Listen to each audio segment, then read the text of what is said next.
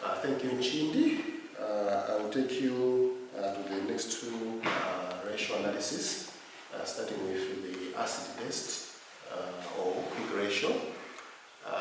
This one looks at the performance of the current assets, how quickly they are converting into cash for the company to meet its own short-term commitments.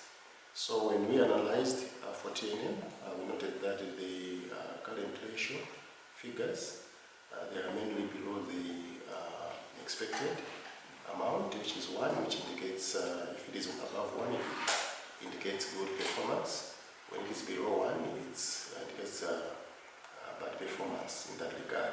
So for TNM, it's only in 2019 where the current ratio was above 1, and the other years the ratio was below 1, indicating underperforming in terms of the conversion of the current assets into cash.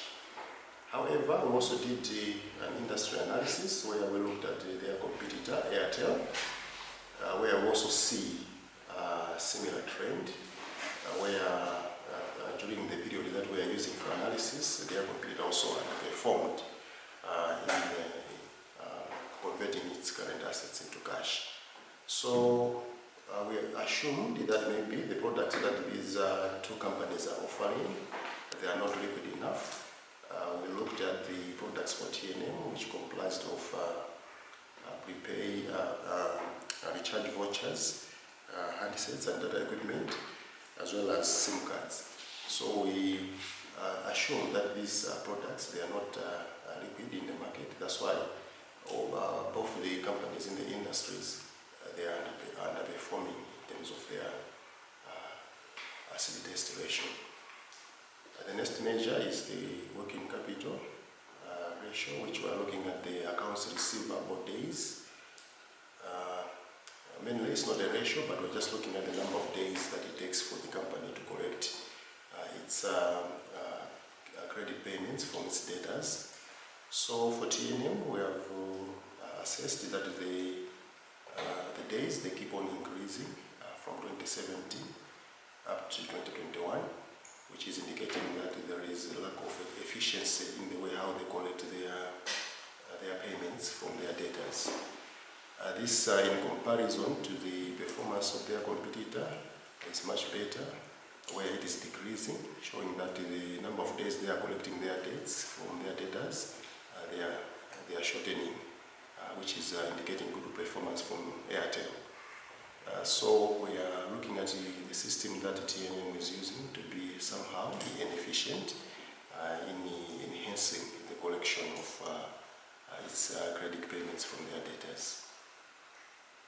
Yeah, so reaching this point, after doing the analysis of the TNM 2021 financial report, we have come to make some recommendations to management in order for them to take into consideration for improvement of TNM performance in the coming years.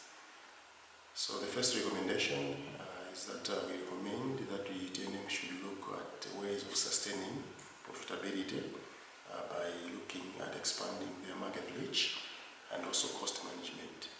This we are looking at TNM services such as Mpamba, where they can capitalize by making sure that they also learn from their competitor to have more establishments across the country, as well as also reaching out to other areas which they are not present at the moment. Another recommendation is for them to manage the gearing ratio and also their reliance on the debt financing. So even though the gearing ratio is showing that it's below the 100, which shows at least a manageable risk in terms of investments, but we have also looked that it's above their competitor, which is now the industry trend. So we also look at that one, that TNM can also rethink how it structures its own financing in terms of long-term investments, in order to also improve on the short-term investments, so that the risk exposure that is there due to interest cover interest charges coming from heavy debts can be reduced. Another recommendation is for TNM to improve return on assets, where we are recommending that there should be a review on the asset capital that TNM has, and identify the assets that are not performing well, and consider them for disposal, and maintaining at least the assets that are bringing revenue. Another recommendation is for TNM to consider also preventing overcapitalization by looking at ways where they can focus on lean strategies, the same way their competitor is doing, by having a lower asset base, but using better, maximizing its use to have a better revenue. So also TNM can also learn from there to have a lean but efficient asset base. The final recommendation is for TNM to strengthen its liquidity, where it should look at tightening some boats on the receivables and inventory control.